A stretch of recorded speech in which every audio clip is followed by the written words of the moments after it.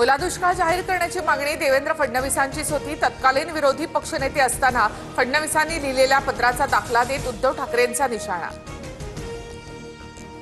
शेतकरी भाजपमध्ये गेल्यानंतर कर्जमाफी करणार का? उद्धव ठाकरेंचा संताप। हेक्टरी 50,000च्या मदतीसह कर्जमाफी करा, ठाकरेंची मागणी। निवडणुकीमध्ये लाडक्या बहिणीला 3 हप्ते दिले, आता संकटात असताना बहिणीला पुढच्या 6 महिन्यांचे हप्ते द्या, उद्धव ठाकरेंची मागणी। लाडक्या बहिणींच्या विरोधामध्ये हेच लोक कोर्टात गेले, मात्र योजना बंद पडली नाही आणि पुढेही चालूच राहणार। एकनाथ शिंदेंचा ठाकरेंना प्रत्युत्तर। पूरग्रस्तांच्या मदतीसाठी कारखान्यांकडून उसावर प्रतिटन 15 रुपयांची कपात, राज्य सरकारचा निर्णय। शेतकऱ्यांच्या खिशावर दरोडा टाकला जातोय, सरकारची दिवाळखोरी समोर आली। शेतकऱ्यांच्याच खिशातून पैसे काढून शेतकऱ्यांना पैसे देण्याचा प्रयत्न, सतेज पाटील यांचा हल्लाबोल। उसावर प्रतिटन 15 रुपये कपात करण्याचा निर्णय घेऊन सरकारने शेतकऱ्यांचाच खिसा कापला, ही एक प्रकारे आधुनिक टोल वसुली, आमदार रोहित पवार यांची टीका। गैरसमज पसरवण्याचा प्रयत्न, शेतकऱ्यांवर पैशांचा भार येणार नाही, कारखान्याच्या व्यवहारातून मुख्यमंत्री सहाय्यता निधीसाठी पैसे दिले जाणार, मंत्री राधाकृष्ण विखे पाटील यांची प्रतिक्रिया। सरसकट कर्जमाफीसाठी आमदार रोहित पाटील आक्रमक, सांगलीच्या तासगावमध्ये 1 दिवसीय लाक्षणिक उपोषण, तर अतिवृष्टीमुळे झालेल्या नुकसानीची तात्काळ भरपाई देण्याची मागणी। 100% पीक पाहणी करण्याचा महसूल खात्याचा निर्णय, गावागावात जाऊन नुकसानीची पाहणी करण्यात येणार, महसूल मंत्री चंद्रशेखर बावनकुळे यांची माहिती। लाडकी बहीण योजनेसाठी ई-केवायसी अनिवार्य, ई-केवायसीसाठी 2 महिन्यांची मुदत, पतीचा किंवा वडिलांचं आधार कार्ड बंधनकारक। खराडी पार्टी प्रकरणात एकनाथ खडसेंचे जावई प्रांजल खेवलकर आणि इतर आरोपींनी ड्रग्जचं सेवन केलं नाही, खेवलकर प्रकरणात फॉरेन्सिकचा अहवाल पोलिसांना प्राप्त, सूत्रांची माहिती।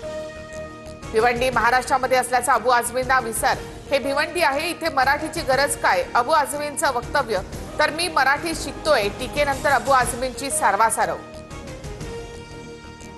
भिवंडी काय अबू आझमींच्या बापाची आहे का? भिवंडीतील जनता चोख प्रत्युत्तर देईल, शिंदेच्या शिवसेनेच्या प्रताप सरनाईक यांची प्रतिक्रिया। मराठीची आवश्यकता वाटत नसणाऱ्यांनी महाराष्ट्र सोडून जावं, नवनीत राणा यांचा अबू आझमींवर निशाणा। अनिल देशमुखांवर झालेल्या हल्ल्याचे पुरावे सापडले नसल्याचा अहवाल, तर घटनेला सुरुवातीपासूनच राजकीय रंग दिला गेला, फॉरेन्सिक रिपोर्ट जनतेसमोर आणणार, अनिल देशमुखांची प्रतिक्रिया।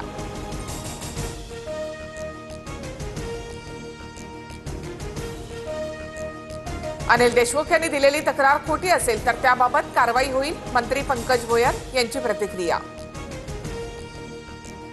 एसटीनं घोषणा केलेली दिवाळीची हंगामी भाडेवाढ रद्द, परिवहन मंत्री प्रताप सरनाईक यांची माहिती। उपमुख्यमंत्री शिंदेंच्या निर्देशानंतर निर्णय। आझाद मैदानाऐवजी गोरेगावच्या नेस्को सेंटरमध्ये शिंदेंचा शिवसेनेचा दसरा मेळावा होणार, आझाद मैदानावरील साहित्य हटवण्यास सुरुवात। जयंत पाटील राजाराम बापूंची औलाद नाही हे खरं आहे, जयंत पाटील मी तुमच्या कितव्या बायकोचं मंगळसूत्र चोरलं, मुख्यमंत्री फडणवीसांच्या तंबीनंतर सुद्धा गोपीचंद पडळकर यांच्या वादग्रस्त वक्तव्यांची मालिका सुरूच।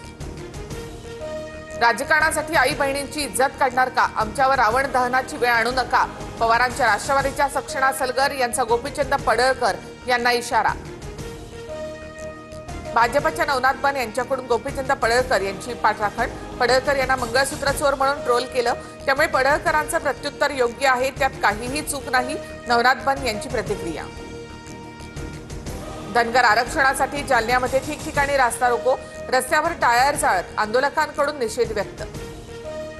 सोलापुरात पुरामुळे बाधित घरांना प्रत्येकी 10,000 रुपयांची सरकारी मदत, डोणगावातील बाधितांच्या खात्यात 10,000 रुपये जमा होण्यास सुरुवात।